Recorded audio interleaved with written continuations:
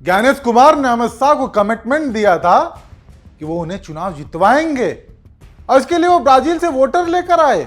Commitment क्या होता है ये ज्ञानेश जी से भले सीखा जा सकता है। कमिटमेंट ऐसा अमित शाह जी को कमिटमेंट दिया है कि हम आपको जितवाएंगे, इस चलते बाहर से ब्राजील से वोटर वो लेकर के आ रहे हैं जितवाने के लिए।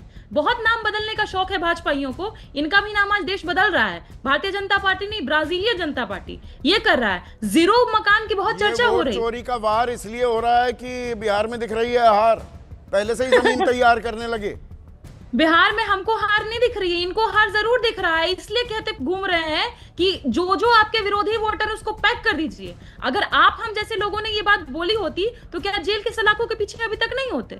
क्या चुनाव आयोग इस पर कोई कार्रवाई नहीं करती है? एज का मसला लेकर के आते हैं। हमारे तो सम्राट चौधरी जी हैं, 15 साल में वो 44 जगह 58 56 पता नहीं क्या क्या हो जाते हैं, फिर भी किसी तरह का कोई कार्रवाई नहीं होता है। जीरो नंबर के ऊपर हमने कितनी चर्चाएं की कि किस मकान संख्या जीरो पर जिसके घर नहीं है उसको उसके ऊपर डाल दिया जाता है कि वो जीरो संख्या मकान में रहता है। अभी तो दिख गया, फ्लैट भी है बड़े बड़े, उसके बावजूद बिहार के लोगों को, जमुई के कुछ ग्रामीणों को भी ले आए राहुल गांधी।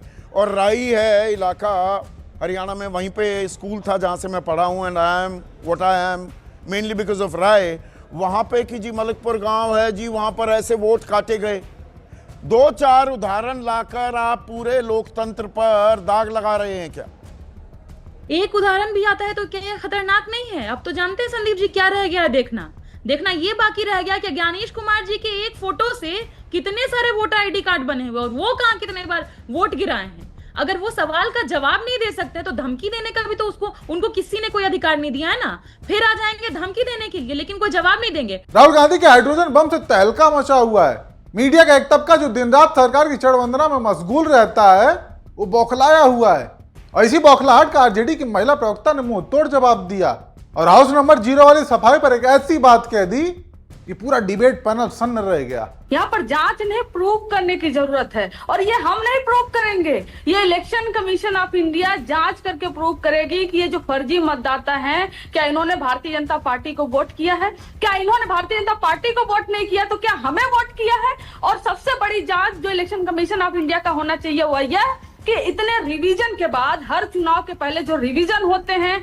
इलेक्टोरल लिस्ट होता है, आज डिजिटल युग है, इसके बावजूद भी इतने फर्जीवाड़ा कैसे है। तो सबसे पहले इलेक्शन कमीशन ऑफ इंडिया को अपने अंदर जांच करनी पड़ेगी, अपने अंदर जांच करनी पड़ेगी। महज जो है जो कुछ भी बोल देने से नहीं होगा ना। एसआईआर करवाया आपने सुना भी होगा, जो दिव्यांग थे उन्होंने यह बोला कि मैंने दो बार जो है डॉक्यूमेंट दिए, इसके बावजूद भी मेरा नाम लिस्ट में नहीं आया। तो आपको नहीं लगता कि ऐसे फर्जीवाड़ा एसआईआर के बाद भी हुए हैं? और एसआईआर में जो 22 लाख लोगों को मृत्यु बताया गया है या परमानेंटली कहीं पर शिफ्टेड बताया गया हुआ है, इसमें कौन सी ट्रांसपेरेंसी बताई गई है? ये 22 लाख लोगों की मृत्यु कब हुई?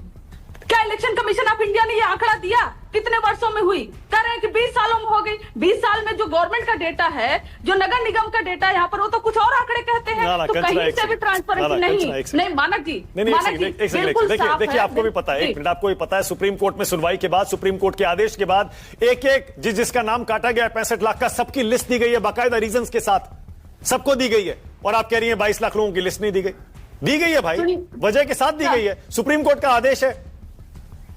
22 लाख लोगों, 65 लाख लोगों का जिनका नाम कटा है, यह बताया गया था मानक जी कितना लोग यहाँ पर शिफ्ट हो गए हैं, इतने लोग की मृत्यु हो गई। डिटेल एक नहीं दिया गया है। और आपको भी अपने वोटर से आप पूछ लीजिए कि वोटिंग के चुनाव अनाउंस होने के 10 दिन पहले तक जो है वोटिंग लिस्ट जो फ्रीज नहीं हुआ था, 10 दिन पहले तक नहीं फ्रीज हुआ था। चुनाव होने वाला है, आपने 10 दिन पहले वोटिंग लिस्ट दी, वो भी आपने डिजिटल नहीं दिया कि कोई बैठ कर लैपटॉप या कंप्यूटर में एक सेकंड, नहीं 10 दिन पहले नहीं दिया है।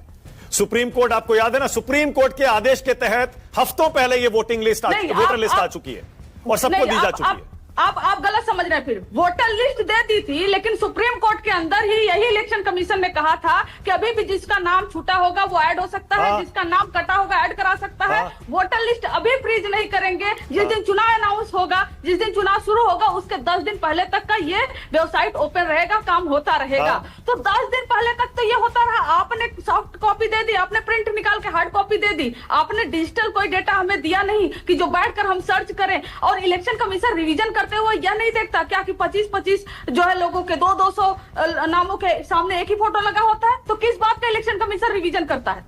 किस बात का करता है इलेक्शन कमीशन? यहाँ तो खुद प्रश्न चिन्ह लगा रहा है ना। घुसपैठिए का मुद्दा सबसे बड़ा मुद्दा इलेक्शन कमीशन ने बनाया था, क्यों नहीं दिया एक भी आंकड़ा? अच्छा एक बात बताइए, ठीक है, एक सेकंड, मैंने आपकी बात मान ली कि हरियाणा में लोकसभा चुनाव के बाद समरी रिवीजन हुआ, फिर विधानसभा चुनाव हुए, उसमें गड़बड़ियां आ गई, लेकिन बिहार में एसआईआर के बाद जब फाइनल वोटर लिस्ट आई है उसमें कितनी गड़बड़ियां पकड़ी आपने, कितनी अपील फाइल की है? कंचना बताइए जरा। आपने हरियाणा की बात की, आप बिहार की बात कर लीजिए ना। 2024 का भी लोकसभा जो चुनाव हुआ उसके जस्ट पहले जनवरी में रिवीजन हुआ था।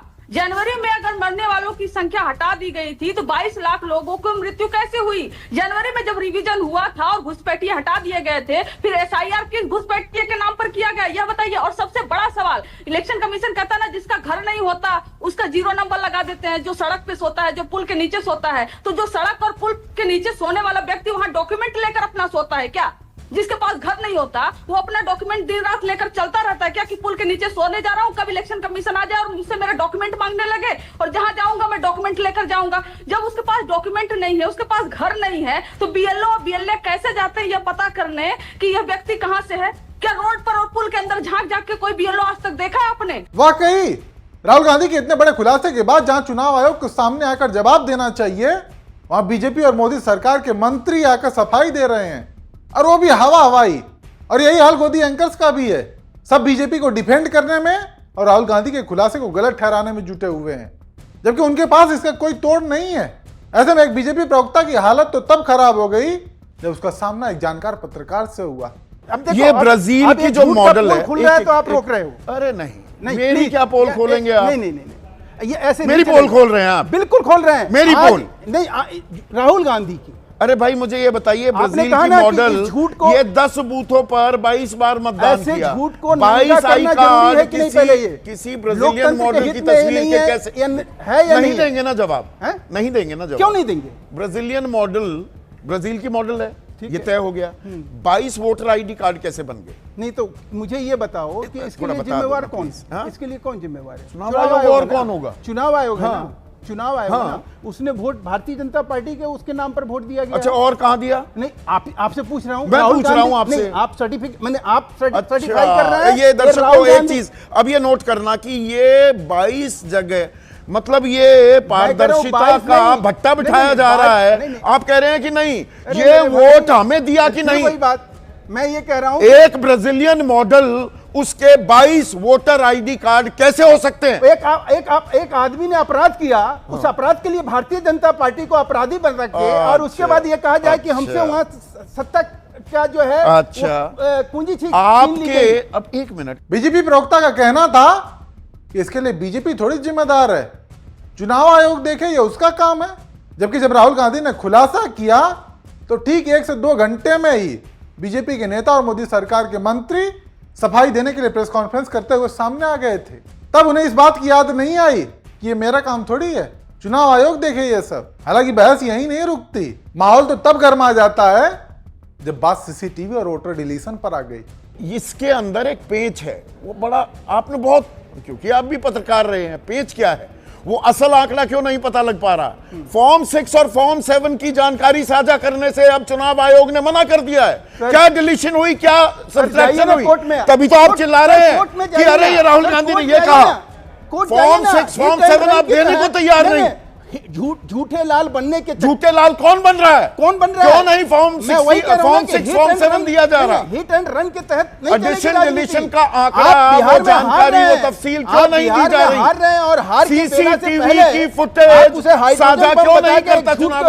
एक सेकंड मुझे ये बताइए, और हम यहाँ बैठ गए, चुनाव आयोग सीसीटीवी की फुटेज साझा क्यों नहीं करता? सर मैं कह रहा हूँ बताइए कि आपको अगर चुनाव आयोग कुछ नहीं कर रहा है तो हम उसके लिए जिम्मेवार नहीं है। आप जाइए ना सुप्रीम कोर्ट, एसआईआर आ जाते हैं, एसआईआर जब हो रहा था, रिजिजू आ जाते हैं बैटिंग करने के लिए। एसआईआर पे रुदाली किसने करी? अच्छा, एसआईआर पे रुदाली किसने करी? शिफ्टिंग द गोल पोस्ट मत करो, हरियाणा पर रहते हैं ना, हरियाणा पर वो इसी का चुनाव आयोग का ही पार्ट है, उसी का हिस्सा। पत्रकार रहे हैं, मुझे ये बताइए, और ये शुरू में जो ट्रेंड मिलती है 8 से 9 बजे तक पोस्टल वोट, तब तक सर मेरी बात आपने कंप्लीट नहीं होने दी। क्या मैं यही कह रहा हूं कि राहुल गांधी जिस प्रकार से झूठ का बाजार गर्म करके इस देश में लोकतंत्र चुनाव आयोग को आकर एक औपचारिक प्रेस कॉन्फ्रेंस करनी चाहिए या नहीं? मैं आपकी बात मानने को तैयार हूं कि वो झूठ बोल रहे हैं। झूठ को एक्सपोज कीजिए, FIR कीजिए राहुल गांधी पर। सर, चुनाव आयोग को क्या करना चाहिए, क्या नहीं करना चाहिए, ये हम स्टूडियो में बैठे अरे तो आप बैटिंग आप करते हैं, चुनाव आयोग कुछ बोलता नहीं, सारे केंद्रीय मंत्री आ जाते हैं। संस्था है, उसको हम डिक्टेट नहीं कर सकते हैं। अच्छा। और राहुल गांधी डिक्टेट नहीं करेंगे,